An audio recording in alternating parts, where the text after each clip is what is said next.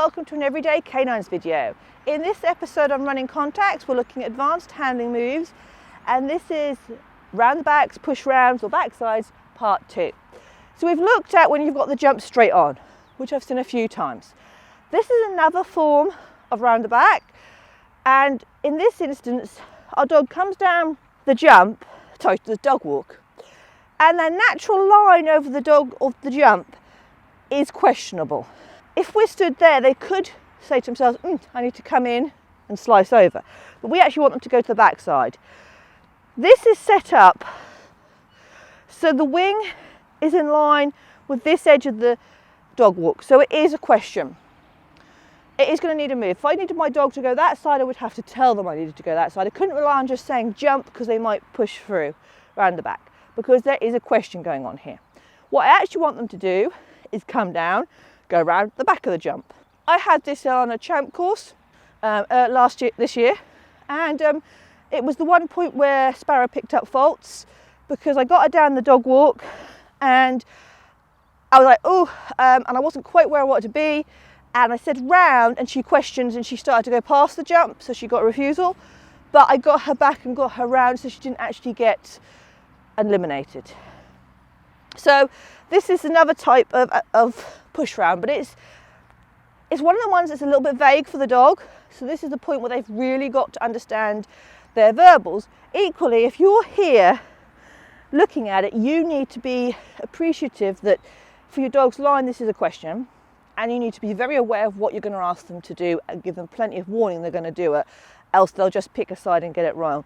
50-50 chance of getting it wrong. So we're going to do the process of this the same as we did with the previous round the back, and obviously again you need to know that your dog will do round the backs on a slice like this. And again, if I'm asking them to go straight, it's Viva, going straight on. If I was asking them to turn towards me or to even turn back on themselves and go straight, that would be a wrap. So again, it needs to be we know we're going to do it, and we're going to start on the lower plank. It's set on 5 meter distance. That's the 5 meters is to the edge of this first wing to give plenty of room. So we're going to start here on the contact, so we actually don't have to worry about the contact to begin with. Viva, Viva, Viva, Viva. Good girl. You see, Swift wants to turn back to me a lot, so I've got to work on that and make sure she does power on. Good girl. Now, having done your last one, this has the potential to be quite straightforward because you've already proofed a lot of it. Good girl. Okay, Viva, Viva, Viva, Viva. Nice. And as I say, I've set it up so the line, there is a question there, and it is actually just a case of one foot or the other, which direction I go. Good girl. We can make this slightly harder, so then it becomes a case that they really have to be listening. So if I move it out a bit further, so now the wing is in line here. So their natural line, if I was to say go, they could technically slice over it. It's becoming like one of our soft turns now. That position there is almost like one of our soft turns. We could ask them to slice it, go straight, or we could ask them to turn left if they were having to turn away from it. So now she's got to really listen. Can you come up here, my gorgeous? And again, like so much in agility, these are lifelong skills that you keep rehearsing, you keep practicing. Let's see how you get on. Okay, Viva, Viva, Viva, Viva. Not fooled. She says, yep, I know what I'm doing. So that is the next good girlie. She says, Angel, get away from my treat toy. Did you get it?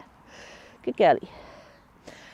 So that is your next level with round the backs. That's round the backs part 2.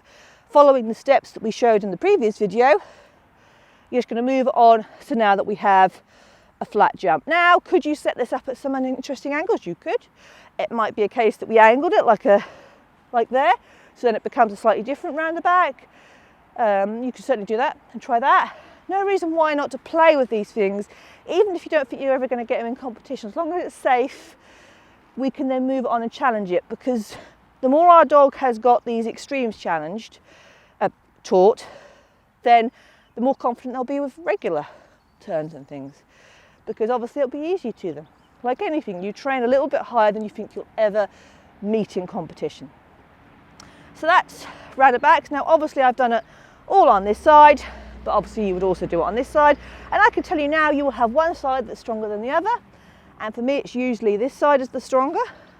And when I go on to the right, that can be when things go wrong. So you train both sides, always. And if you've got a side that's weaker, you train that a little bit more than the one that's stronger. Hope you've enjoyed this everyday canines video. And if you have, you might like to check us out on the YouTube channel, and you can subscribe to us there and click on the bell icon. And you'll be able to get notifications come up when new videos are out. And you can also find us on Facebook and Instagram. And I hope to see you all again very, very soon.